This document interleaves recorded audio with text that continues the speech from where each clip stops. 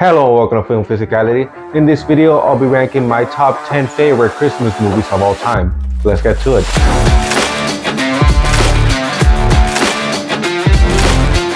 So yeah, I'll just be ranking my top 10 favorite Christmas movies of all time, and these aren't necessarily great movies, although some of them are, but they're just movies that are, I guess, meaningful for me, or at least movies that are very rewatchable that I either watch every year or probably will rewatch almost every year. And there's a bit of a mix. There's not only comedies and family movies, but there's also some action and some horror.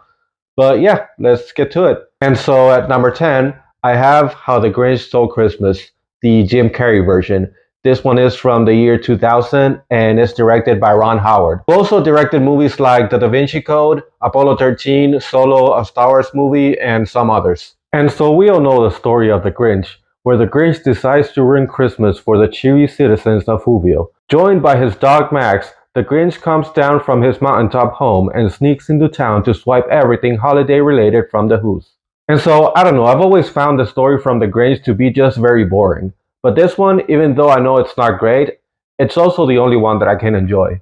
And that's probably mostly because of Jim Carrey. I very much loved Jim Carrey as a kid, and so I used to watch a lot of his movies. Maybe this one not so much as others like Liar Liar or The Mask, but it's still one that I would rewatch from time to time. It also does have that late 90s, early 2000s feel to it, which again is the nostalgia factor playing into it. But yeah, anyways, this one is my Grinch movie. And then, just like Jim Carrey's Grinch is my Grinch, Jim Carrey's A Christmas Carol is also my Christmas Carol. Or I guess I should say my Scrooge.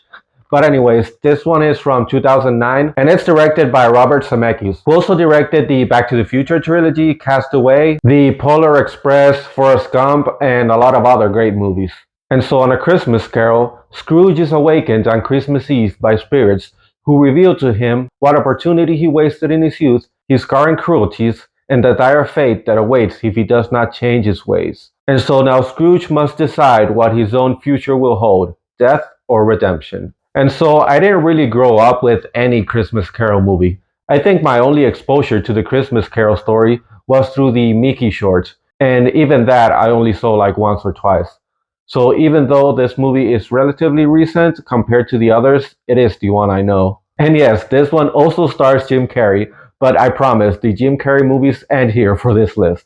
And so here Jim Carrey plays all the ghosts as well as Scrooge, and he does a great job in my opinion. This one is animated, but it's animated using motion capture from the actors. And some people don't like the animation style because it is too weird or creepy, but I think I like the creepiness that it has. I don't know, it just adds to the atmosphere with the ghosts. And it can probably even be considered a horror, or at least borderline horror. Now one that is actually a horror is Black Christmas. This runs from 1974 and it's directed by Bob Clark, who interestingly enough also directed the Christmas family comedy A Christmas Story. And then he also directed Baby Geniuses. And so on Black Christmas, a sorority house is terrorized by a stranger who makes frightening phone calls. And then the sorority sisters start getting murdered during Christmas break. And so from this list, this is the most recent one that I watched for the first time, having watched it just last year. And then that first time that I watched it, I didn't really love it, but it's pretty interesting how it just stayed in my mind and I would randomly think of the movie from time to time. And this, I think, is due to the great atmosphere that it creates. And it also has great production value for its time, as well as great acting. And so I do want to revisit this one soon, and I think it's one that I'll be watching multiple times. And then at 7th place, I have Elf. This is from 2003 and it's directed by the great Jon Favreau, who of course he directed the first 2 Iron Man movies, and he executive produced some of the Marvel movies and some of the Star Wars shows. And of course he also plays Happy on the Marvel movies, and he also acts on a lot of other movies as well. And so when young Buddy falls into Santa's gift sack on Christmas Eve, he's transported back to the North Pole and raised as a toy-making elf by Santa's helpers. But as he grows into adulthood, he can't shake the feeling that he doesn't belong. And so Buddy visits Manhattan to find his real dad. And yeah, so Elf is just so wholesome and fun. Will Ferrell played an iconic role here. He really committed to the character and he's just so likable and fun. And then Zooey Deschanel was a great casting choice here as well, and she does a great job and is super likable as well. And yeah, not much to say. It's overall just a really fun movie that people will always go back to during the holidays. At number 6, I then have It's a Wonderful Life. This is from 1946 and it's directed by Frank Capra, who also directed lots of other movies like It Happened One Night and Mr. Smith Goes to Washington. And so on It's a Wonderful Life, George Bailey has spent his entire life giving and helping to the people of Bedford Falls. All that prevents rich Mr. Potter from taking over the entire town is George's modest building and lawn company. But on Christmas Eve, the business loses a lot of money and George's troubles begin. And so this movie is just such a well-made film. It's very well acted and it really gets you to feel what the characters are feeling. It gets you emotionally invested and it has a clear message that most people can relate to. It is a movie that I absolutely love. The only reason that I have it a bit low is because the rewatch value is not all that great, even though I have watched it more than once. And then at number 5, I have Krampus. This is from 2015 and is directed by Michael Daughtry, who also directed Godzilla King of Monsters and Trick or Treat, which is of course a great and classic Halloween movie. And so when his dysfunctional family clashes over the holidays, young Max is disillusioned and turns his back on Christmas. But this lack of festive spirit has unleashed the wrath of Krampus, a demonic force of ancient evil intent on punishing non-believers. All hell breaks loose when beloved holiday icons take on a monstrous life of their own. And so yes, this one is a comedy horror and it's such a fun movie and it's just a bit underrated in my opinion. It has a great cast including Toni Collette, who is pretty much a horror icon by now, but it also features Adam Scott, Alison Tolman, and David Koechner, who all do a great job. The movie is very fun and it's pretty funny, but what really deserves praise here is the special effects and the creature designs. They all look so good and effectively creepy, especially for a PG-13 movie. I did see this one kind of recently, but it's one that I'll definitely be rewatching multiple times. At number 4, I then have The Nightmare Before Christmas. This film is from 1993 and it's directed by Henry Selick, who has also directed Coraline and James and the Giant Peach. And this is produced by Tim Burton and is of course a Disney animated movie. And so tired of scaring humans every Halloween with the same old bag of tricks, Jack Skellington, the king of Halloween Town, kidnaps Santa Claus and plans to deliver shrunken heads and other ghoulish gifts to children on Christmas morning. And so yeah, this is such a great stop motion animation film where the animation kind of just hypnotizes you. And this is also as much a Halloween movie as it is a Christmas movie, so you have double the reason to rewatch it yearly. But of course, the main reason to rewatch this would be because of the music.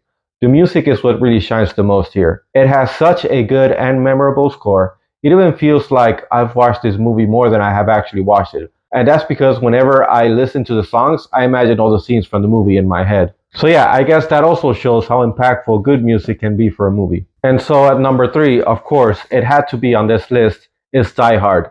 This is from 1988 and is directed by John McTiernan, who also directed Predator, The Hunt for Red October, and a lot of other great action movies. And so high above the city of LA, a team of terrorists has seized the building, taken hostages, and declared war. But one man slips away unnoticed, an off-duty cop named John McClane. And now, he is the only chance anyone has. And so yeah, this is just probably one of the best action movies of all time.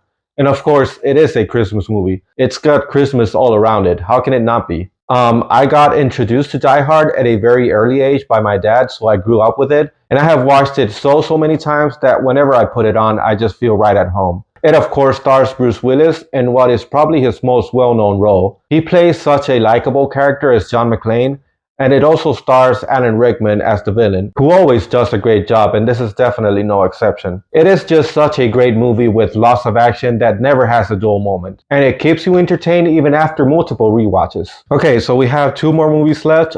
Before I get to those, just a reminder, if you're liking this video, give me a like, a thumbs up, and also subscribe to my channel. That's it, let's keep going.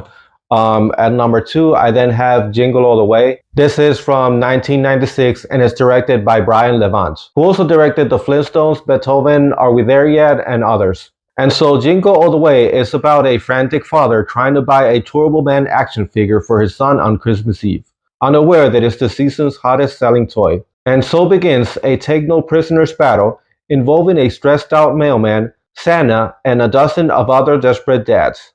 And so I know that by all means this is not a perfect movie. it might not even be a good movie. I know if someone watches this for the first time today, they'll probably think it's crap, and that's fair. It is very cheesy and corny and kind of ridiculous, but it is a movie that I grew up with and I watched it so much, and the nostalgia factor is definitely very strong for me on this one. But it definitely does have some good things. It stars Arnold Schwarzenegger, Sinbad, Rita Wilson, and Jake Lloyd before he played Anakin in Star Wars Episode 1. And this one is definitely a very different one for Arnold, but he played it well and he was very funny all throughout the film. And you can't deny that a lot of the comedy here sticks and it's mostly very fun. And then just dealing with the chaos of finding a gift last minute just makes for a relatable yet hilarious setup. And then at number one, the best Christmas movie, or at least my favorite Christmas movie, it's got to be Home Alone. This one's from 1990 and it's directed by Chris Columbus, who also directed the second Home Alone, Mrs. Doubtfire, and interestingly enough, he also directed the first two Harry Potter movies. And so, after accidentally left behind when his parents rush off on their Christmas vacation, 8-year-old Kevin McAllister embarks on a hilarious madcap mission to defend the family home when two burglars try to break in and find themselves tangled in Kevin's booby traps. And so yeah, Home Alone was the Christmas movie in my house. I have watched this movie more times than I can count, and as my views on it changed while growing up, I would still enjoy it and find more stuff to love every time. As a kid, of course, what I would look forward to was the great scenes at the end with all the traps, and those scenes are definitely great. They are hilarious, and a lot of it has to do with the great editing that the movie has. And as an adult, I can still appreciate them. But then also with time, I came to appreciate the other things more as well. Macaulay Culkin gives such a great performance and is probably the best child performance of all time. And something I can appreciate a lot is the great acting from the villains, who are played by, of course, the great Joe Pesci and Daniel Stern. Their whole dynamic and chemistry is so good and their performances are just iconic. Even a lot of the other family members are very memorable with the very short screen time that they have. And then it also has a lot of heartfelt scenes, like, of course, the one with Old Man Marley that really gets to you. But yeah, this is just such a great film, and it's a film that I absolutely love. It is just a timeless classic, or at least it is to me. But yeah, that's it for my list of top 10 Christmas movies.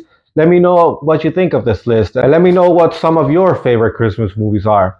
But yeah, thank you for watching. Remember to give me a like, a thumbs up, subscribe to my channel, all that. And yeah, I'll see you in the next one.